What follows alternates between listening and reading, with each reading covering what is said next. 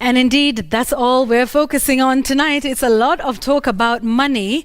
But listen, beyond the new currency and how you feel about it, and obviously all the controversy about whether there is a statue or a likeness of an individual, this is a big step in our economy. But do we understand just what it means and what it is likely to do to the economy? Why are we doing it in the first place? Well, to note, first of all, let's just break it down and understand what this word means. Demonetization is basically the withdrawal of a coin, a note, or precious metal, or whatever is used as a currency. It could be cowrie shells, whatever, from use as legal tender.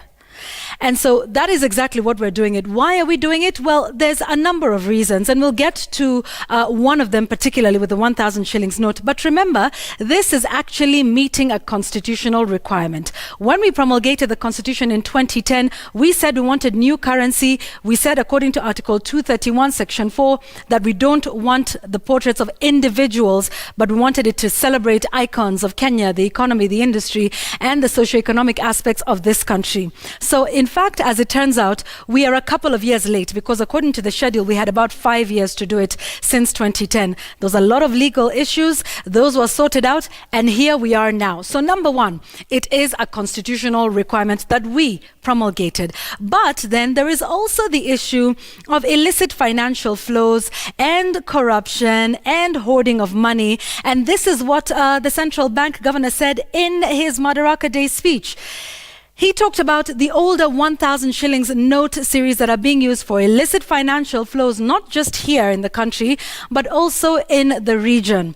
More recently, we have seen the emergence of counterfeits, which is why he said there will be the withdrawal of the old 1,000 shillings note by October the 1st. That's about 120 days from today. Now, just how much money are we talking about in the country? Well, this is the value of the currency in the country right now. 261.9 billion. If you break it down to just those constituent currencies, the values there, of the 1,000 shilling note, there are 217.6 million pieces of it. This is now what we're now calling the old one. Of the 500 shilling note, there's 30.8 million pieces. And for the 200 shilling note, 54.8 million shilling pieces. And 126.4 million pieces of the 100 shillings note. Now, it's interesting to note here that about 40% of our currency is in the 1,000 shillings note. This is why money laundering, corruption, and hoarding of cash is easier when you have a bigger denomination, and that is what they are targeting right now, that 1,000 shillings note. So as has been told to you many times, but it is still important to continue to tell you this because you have 120 days. You are going to be able between now and October the 1st to take your money to the bank and change it, particularly the 1,000 shilling note. That's what we're talking about, right? So if you have notes valued at less than 1,000,000 shillings, you can take this to your bank, the one you bank with. If you don't have an account, you can go to any branch of any bank or even to the CBK. You will need an official ID. If you have between 1 million and 5 million shillings, you can go to your bank. If you have an account, if you don't have an account, you must get an endorsement from the Central Bank of Kenya, and they will then direct you to a designated bank branch. If you have over 5 million shillings, and CBK says there are very few of these, at least that's what they hope, then you go straight to the CBK and they then endorse that and authorize it before you can. So why are we demonetizing, and what are the benefits? What are the pros and cons? Why even bother with this process besides the fact that it is a constitutional requirement in our case? Well, these are some of the advantages. So one, trying to get fake currency out of circulation. That one is fairly obvious. And number two, you would be disrupting, even if temporarily, illegal activity. You would be starving, say, terrorists of funds, because most of them deal in cash. So you'll be disrupting at least fraudsters in that respect.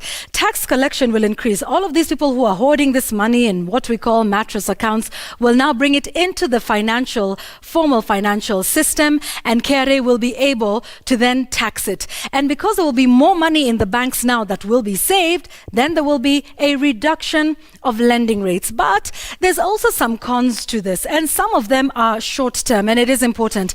Well, in the interim, there could be a cash crunch, a major disadvantage because of the unavailability of small currency denominations. And this will also depend on how quickly we're able to remonetize and put back those new notes into the economy. And of course, during this time, a slowdown in economic growth, a disruption of trade, the normal trading activities may be disrupted because, money is short. Consumers and suppliers are adjusting also to the new monetary policy. And here's another important one. Panic and confusion, because perhaps not everybody understands the essence of demonetization and the process of it. How do you get your money to the bank? By what time? That is why CBK have said, and they've promised, and we hold them to this, that there will be a lot of consumer awareness. There will be a big public campaign on this, and that is partly what we're doing now. So between now and then, and remember, don't be like the time of Huduma number. We need to get this done quickly. And in certain cases, like of course in the cases of India, which is what a lot of people are making comparisons with, the economy actually shrunk by 1.5%. When you take a look at GDP, there was loss of lives. There was actually about 150 million workers who, the daily wage earners, your mama mboga, the lady you have clean your house, who were not paid for a short period of time at least because there was a shortage in the currency. But India and Kenya are different. India has a population of slightly over 1 billion people. They had just 50 days to change their money. We're at about 50 odd million people, and we have 120 days to get this done. The governor of central bank says they have learned from the mistakes of India and will be doing this. So these are some of the pros and cons of it. But at the heart of it, the success of demonetization in the country will depend on one man, one office, and that is the central bank governor, whose term has just been renewed for another 4 years. Effective monitoring of the currency and the cash flow within the economy. So this is why we do it. This is what can go wrong, and hopefully this will be a successful one. But remember, across various countries, there has been mixed reviews of this. So many countries have done this. Australia did it. Nigeria and Ghana as well did it in 1984. India in 2016. Singapore in 1945. So this is nothing new. But let's see the success of this right here in the country.